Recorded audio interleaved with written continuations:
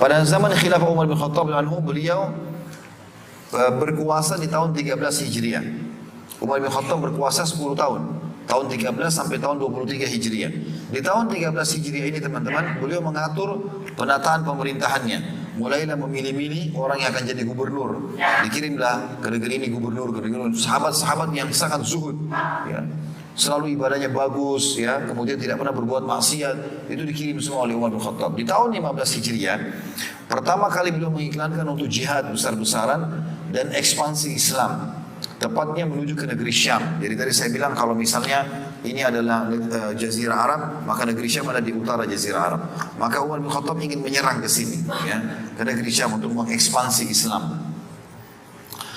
Maka di situ di halaman 61 di buku saya berikan petahnya itu, ya, ada petahnya, lokasi-lokasi itu, ya. Dia ada tahun-tahunnya juga, ya, di situ. Ekspansi Islam, maka terjadilah penyerangan besar-besaran dan waktu itu Umar bin Khattab mengirim pimpinan yang mulia Abu Ubaidah bin Jarrah radhiyallahu anhu, dan beliau berhasil pada saat itu didampingi oleh Khalid bin Walid untuk menembus Palestina. Tentu ini butuh perjuangan yang sangat besar, ya. Awal penyerangan tahun 15 Hijriah dan lengkapnya semua itu kurang lebih kalau tidak salah di tahun 20 Hijriah baru lengkap semua, dan terjadi banyak peperangan sampai akhirnya tembuslah, ya, Palestina. Dan pada saat itu teman-teman sekalian, waktu berhasil Palestina ditaklukkan oleh pasukan Abu Ubaidah bin Jarrah anhu, maka dia datang untuk mengambil kunci Masjid Aqsa. Karena target utama Umar bin Khattab menaklukkan Masjid Aqsa. Pada saat itu waktu dia mau minta, ternyata nggak dikasih, ya, oleh pendeta atau rahib yang menjaga itu. Karena waktu itu kebetulan yang pegang orang-orang Nasrani, ya. Palestina di bawah kerajaan Bizantium. Maka pada saat itu dia tidak mau kasih. Kata pendetanya, saya mau kasih tapi pada raja kalian. Maka Abu Ubaidah bin Jarrah ngirim surat ke Madinah. Lama ini, jaraknya jauh, 1 bulan perjalanan ini, ya. Bahkan lebih daripada itu, ya. Ya sekitar 1 bulanan perjalanan untuk zaman itu, ya. Mereka kirimlah orang, lalu Umar bin Khattab terima surat, sesungguhnya pendeta yang memegang kunci Masjid Aqsa tidak mau bersedia memberikan kuncinya kecuali kepada anda. Jadi bentuk keadilan Islam, Islam tidak mengambil secara paksa. Lalu kemudian pergilah Umar bin Khattab. Waktu itu Umar bin Khattab tidak bawa pasukan, karena pasukan sudah ada di negeri Syam dan berhasil menang. Umar pergi dengan salah satu stafnya, ya, atau mantan budaknya lah, ya, yang dia beri lalu dibebaskan radhiyallahu anhu majma'in. Lalu kata Umar bin Khattab, kita hanya naik 1 ekor unta, maka saya naik dulu, lalu kemudian kau pegang kekangannya, kau yang supir. Nanti setelah itu gantian, saya tarik tali kekangannya, kau yang naik di atas. Jauh perjalanan sebulan naik unta, gitu kan? Subhanallah, pas masuk di Masjid Aqsa di Palestina, pintu gerbang, sudah ada berita kalau Umar bin Khattab sudah dekat, maka orang semua pada sambut, ya, termasuk orang-orang Nasrani itu ada yang menyambutnya. Ya, pada saat itu ingin melihat raja Islam, ini raja yang terkenal namanya, kekuasaannya. Waktu masuk, pendeta yang pegang kunci Masjid Aqsa itu juga melihat dari jauh. Waktu masuk, Umar bin Khattab disambut oleh Abu Ubaidah bin Jarrah, Khalid bin Walid, beberapa sahabat-sahabat Nabi yang lain, itu kan. Rupanya mereka pakai bajunya bagus-bagus. Waktu berangkat dari Madinah, bajunya biasa saja. Maka Umar begitu lihat, yang paling pertama Umar ambil batu, dilemparin, ya. Semuanya dilemparin mereka. Kata Umar, baru saja Allah bukakan kalian kemenangan dan kekuasaan, sudah berubah penampilannya. Mana penampilan yang lama, yang zuhud gitu. Maka mereka mengatakan, wahai Amir Mu'minin, kalau kami tidak pakai baju seperti ini, mereka tidak memuliakan Islam. Maka kami pakai bukan karena kesombongan. Setelah dengar penjelasan, baru Umar bin Khattab membiarkan. Lalu Umar kembali, kebetulan untuk masuk di Masjid Aqsa itu, atau masjid dimasuk di gerbang Palestina. Kebetulan gilirannya Umar yang pegang tali kekangan, budaknya Umar ada di atas. Maka si pendeta yang pegang kunci ini bilang, mana raja kalian? Kata mereka, itu yang sedang masuk. Apakah dia yang di atas unta atau di bawah unta? Kata mereka, yang di bawah, yang lagi pegang tali kekangan itu. Kata pendetanya, kenapa bisa begitu? Dia bilang, karena Umar membawa, dan siapa yang ada di atas? Kata dia, itu budaknya. Kok bisa seperti itu? Umar pergi dengan 1 ekor unta, lalu kemudian dia sudah janjian sama budaknya, sekali perjalanan dia di atas, sekali perjalanan budaknya di atas. Kata pendeta tersebut kalimat yang terukir dalam buku sejarah Islam, inilah orang yang disebutkan dalam Injil akan memegang kunci Aqsa. Subhanallah, ya, itu bahasa luar biasa. Maka akhirnya diberikanlah kunci pada saat itu kepada Umar radhiyallahu anhu. Jadi pada saat itu terjadi teman-teman di tahun 15 Hijriah, dan itu tepatnya terjadi di tahun Masehinya 636 Masehi, ya. Umar bin Khattab akhirnya membangun Masjid Jami' Qibli. Jadi masjid yang ada di gambar di buku antum ini, itu ada di paling depan Masjid Jami' Qibli, itulah masjidnya. Nah, yang dibangun oleh Umar bin Khattab, tapi awalnya masih lebih sederhana. Setelah itu baru dikembangkan tentu oleh beberapa orang. Kemudian mewasiatkan kepada muslimin agar merawat dan menjaga serta tidak membiarkan setelah hari itu jatuh ke tangan selain muslimin. Itu wasiat Umar bin Khattab tertulis. Pada tahun 66 Hijriah, tentu Umar bin Khattab meninggal tahun 23. Lalu kemudian Khulafaur Rasyidin berakhir, meninggalnya Ali bin Abi Thalib di tahun 40 Hijriah, berdiri dinasti Umayyah pertama tahun 40 sampai dinasti pertama dalam Islam namanya Umayyah dari tahun 40 sampai 132 Hijriah.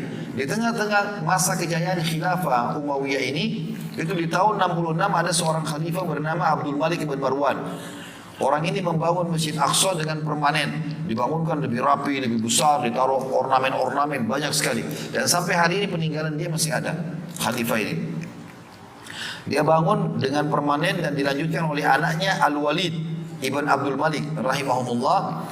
Setelah merenovasi Masjid Aqsa, ia membangun sebuah kubah yang berwarna emas dan memang dilapis dengan emas dengan tujuan melindungi batu pijakan Nabi SAW waktu Mi'raj ke langit, yang dikenal dengan Qubbatus Sakhra, sekitar 100 meter dari Masjid Qibli, gitu kan. Dan tentu orang-orang Inggris memberikan nama dengan bahasa-bahasa mereka sendiri tentang masalah ini, dan dikenal juga dalam bahasa Inggris dengan itu, ya. Kemudian renovasi terjadi juga, atau renovasi tersebut terjadi atau memakan waktu kurang lebih 30 tahun, dari tahun 66 Hijriah sampai 96 Hijriah, atau 685 Masehi sampai 715 Masehi. Pasukan salib setelah itu kembali menyerang wilayah Palestina karena menganggap itu wilayah mereka dulu, dan berhasil merebut serta menjadikan Masjid Aqsa sebagai markas pasukan kuda mereka. Jadi setelah sekian tahun dari zaman Umar bin Khattab dijadikan sebagai tempat ibadah, maka Masjid Aqsa itu sempat berubah menjadi tempat penyimpanan kuda-kuda pasukan salib, tidak dipakai ibadah. Dan dijadikan juga gereja sama mereka. Jadi waktu Salahuddin Al-Ayyub masuk dan berhasil menaklukkan, itu menemukan kotor sekali kondisi itu.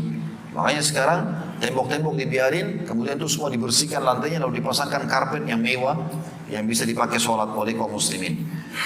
Lalu datanglah setelah itu seorang panglima perang muslim dari turunan Kurdi yang bernama Salahuddin Al-Ayyub, dan ini kebetulan dia panglima perangnya Nuruddin Az-Zinqi. Ini salah satu gubernur khilafah Abbasiyah. Jadi setelah Khulafaur Rasyidin, teman-teman, Nabi SAW meninggal tahun 11 Hijriah. Datang Khulafaur Rasyidin, Abu Bakar tahun 11 sampai tahun 13, Umar 13 sampai 23, Utsman 23 sampai 37, Ali 37 sampai 40. Ini namanya masa Khulafaur Rasyidin. Berdiri kerajaan pertama dalam Islam, ya, Umayyah namanya, itu dari tahun 40 sampai 132 Hijriah. Setelah itu datang Abbasiyah, khilafah kedua atau dinasti kedua dalam Islam, kerajaan kedua dalam Islam, tahun 132 sampai 656 Hijriah. Nah, di masa kejayaan ini, ya, pada saat itu di zaman Abbasiyah ini ada satu wilayah otoriter sendiri, ya, itu di bawah kekuasaan Abbasiyah, tapi diberikan kebebasan, dipimpin oleh Nuruddin Az-Zinqi. Ini berhasil mencetak pemimpin-pemimpin perang, panglima perang yang berhafal Al-Quran, hafal hadis, lalu punya keterampilan perang. Salah satunya Salahuddin Ayyub. Jadi ini orang ini bukan tiba-tiba muncul, teman-teman, ya. Bukan orang yang tiba-tiba tidak tahu dari mana lalu muncul. Tidak, dia dikader. Makanya butuh kaderisasi umat. Maka dikader dia dari awal hafal Quran ini, dilatih perang lalu menjadi panglima perang. Maka dia diutus oleh Nuruddin Az-Zinqi untuk merebut Palestina kembali. Maka orang ini datang dan membangun sebuah benteng di wilayah Jordania, tepatnya 20 km dari Masjid Aqsa, yang sekarang dikenal dengan daratan tinggi Benteng Salahuddin.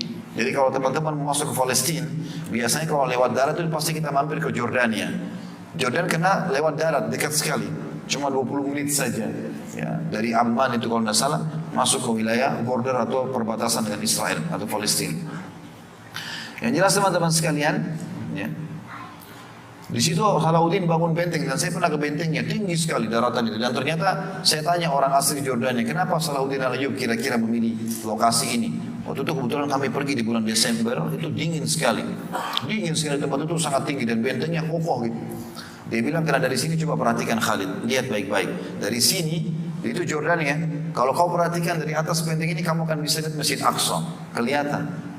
Dan itu Salahuddin Ayyub memang sengaja menjadikan pasukannya melihat itu dan berdoa kepada Allah agar bisa menaklukkan Masjid Aqsa. Dan itu berhasil. Kurang lebih 20 km kalau ditarik garis lurus dari Masjid Aqsa. Tapi kalau ikut jalan raya itu jauh, ya, kena mutar-mutar. Kurang lebih perjalanan 2 jam atau 1 jam setengah baru sampai ke Masjid Aqsa.